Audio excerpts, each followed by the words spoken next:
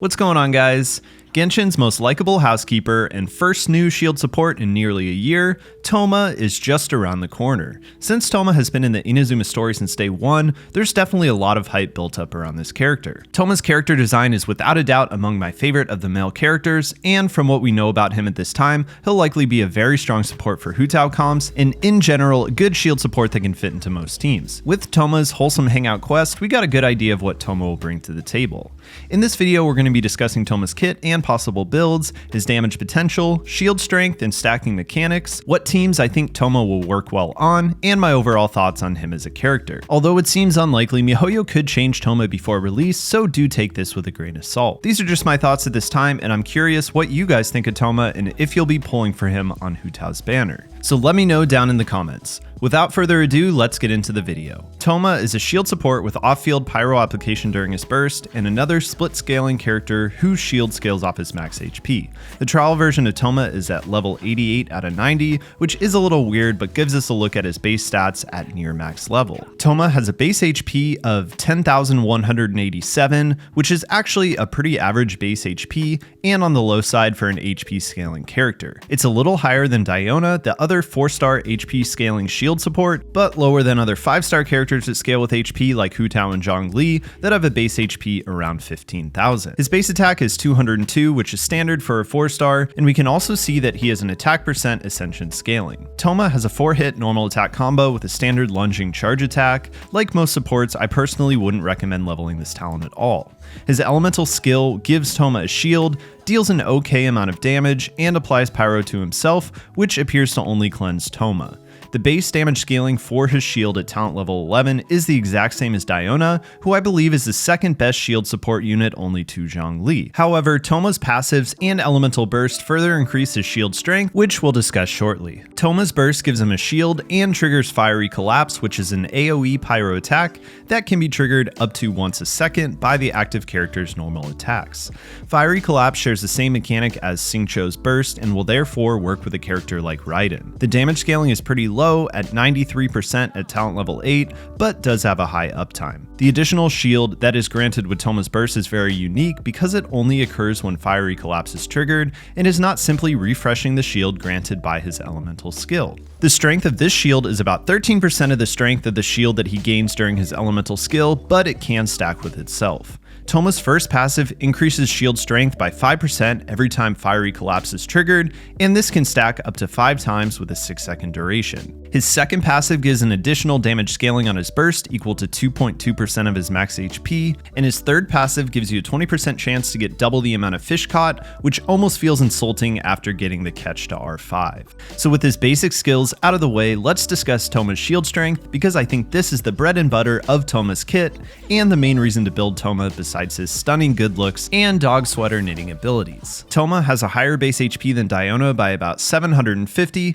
but the same shield scaling with his elemental skill. His shield duration with his skill is only 8 seconds, but if we read the skill description, his shield strength will stack, and his shield duration will be refreshed when a new shield is granted. Not gonna lie, figuring out shield strength is not the most clear based on the wording of Thoma's abilities, but luckily we could test this out during Thoma's trial. Since his burst can generate a new shield every 1 second, he can continuously refresh the shield duration during his burst and add HP to the shield. So if Thoma has sufficient recharge and you have rotations down, you can easily have 100% uptime on his shield, and it will continuously get stronger up to a maximum damage absorption of 37.2% of his max HP plus 4,483 at talent level 11. This is equal to about 12.5k when Thoma has 22k HP. This is a beefy shield that competes with Zhongli's. On top of this, Thoma can stack 25% additional shield strength with his first passive talent, much like how Zhongli can stack 25% shield strength when the active character is hit.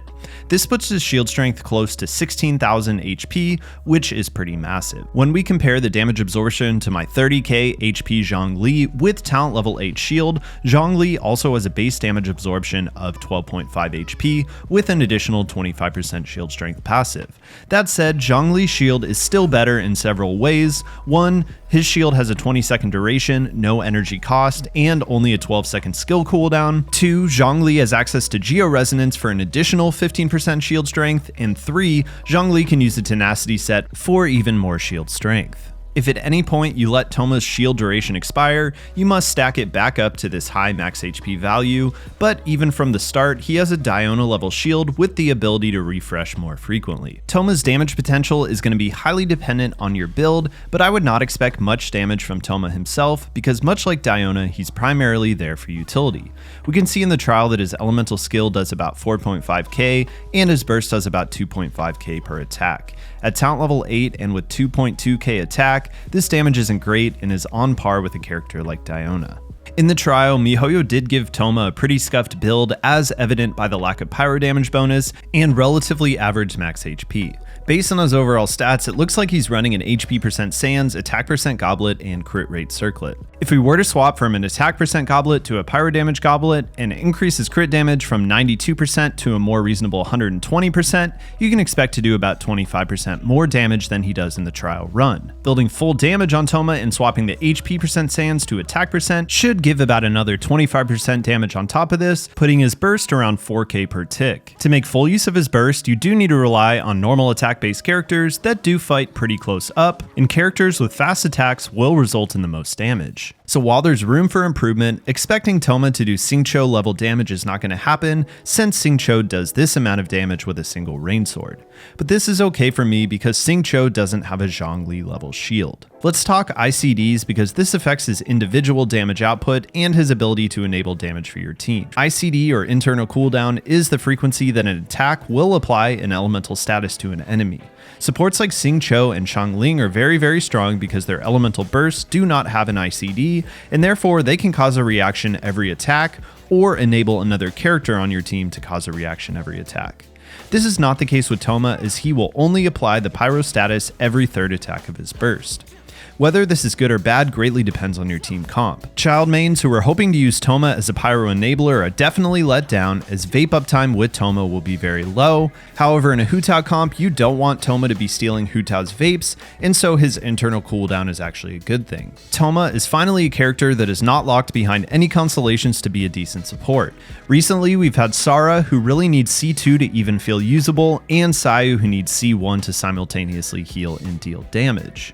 Thoma feels like a fully functioning unit at Constellation 0. His Constellation 1 and 2 decrease Thoma's skill and burst cooldown by 3 seconds, and increase his burst duration by 3 seconds respectively. His Constellation 4 reduces his burst cost to 65, and Constellation 6 grants the active shielded character a 15% damage bonus to normal charged and plunging attacks whenever a shield is gained or refreshed. Besides C6, these are all great quality of life constellations which reduce the amount of ER you need to build on Thoma, give him a little more uptime on his damage, and make maintaining 100% shield uptime a little more comfortable. Because of this, I think it's pretty safe to just stop at Constellation 0 on the upcoming banner. I really appreciate that Mihoyo made all of these constellations supportive in nature and all contribute to Thoma's support, uptime, and team buffing. Obviously, further testing with Thoma will be needed to really narrow down Thoma's best builds, but I'll give my thoughts on how I will build Thoma personally. I think there are two main build paths for Thoma. You can either go for a mix of damage and shields by running an HP percent Sands, pyro damage Goblet, and crit Circlet, or go for a full shield bot build and go all HP main stats.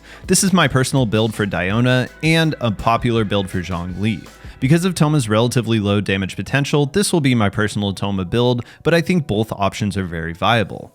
I would in general not recommend building Thoma for full damage, since he does have an ICD and his damage scaling is low overall. I think that he's much more useful as a shield bot and would prefer to run Xiangling as an off-field pyro support and Bennett or Amber as general pyro supports. For artifact sets, I'd recommend a full emblem set for a mix of shields and damage, and either a full noblesse or mixed set of tenacity of the millilith and emblem for a full shielder build. Emblem will boost Thoma's damage and provide much needed energy recharge. Because of Thoma's 80 energy burst cost below C4, I'd aim for around 100 180% energy recharge to maintain burst uptime. Thoma's self-battery potential is pretty low because he can really only cast a single elemental skill before his burst is off cooldown. I think the best two options on Thoma for weapons that most players will have are the Favonius Lance to battery Thoma and his team, and the Ketch to increase burst damage and provide energy recharge. 5-star weapons are always good, but I do think these are in general better on other characters. That said, Staff of Homa can synergize with Thoma well, and Engulfing Lightning and Skyward Spine are both great stat sticks. The 3-star Black Tassel is also a great option for a pure shield support build because of the HP secondary stat. Thoma's talent priority is probably going to be skill over burst for most players, but since the burst level also increases shield strength, this shouldn't be neglected even for a pure shielder build. Because of Thoma's ICD issues, or non-issue depending on how you look at it, it seems like Thoma is more or less made to be a shield support for Hu Tao. He will not steal Hu Tao's vapes. Because he's Pyro, these two characters can batter each other, and while Pyro Resonance doesn't do much for Hu Tao, it will benefit the team as a whole. Thoma also provides a much needed Pyro aura in a Hu Tao comp for a character like Kazuha or Sucrose the Swirl. Thoma should work well along other Pyro DPS units that rely on Vaporize like Diluc and Yanfei for this same reason. Thoma isn't going to be replacing Xiangling as a Pyro support, but he should be able to slot into most teams just like Zhongli without issue, while still providing some Pyro application. So how good do I think Thoma will be? I think Thoma will be the second strongest shield support in the game, only to Zhongli, making him an inherently good unit, seeing as Zhongli is a limited 5-star that not all players have.